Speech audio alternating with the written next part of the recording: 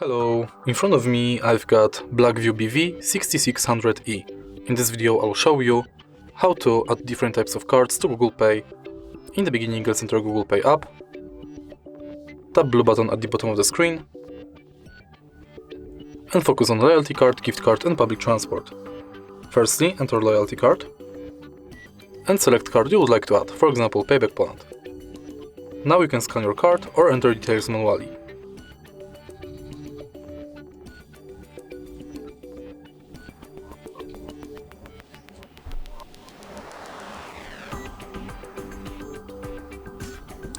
Let's go back, and now let's select gift card. Similar to loyalty card, select a shop, enter card number, PIN, balance your notes and tap save. And the last card you can add is public transport. If you are able to find your public transport selected, you'll be redirected to a website where you have to finish the inside form.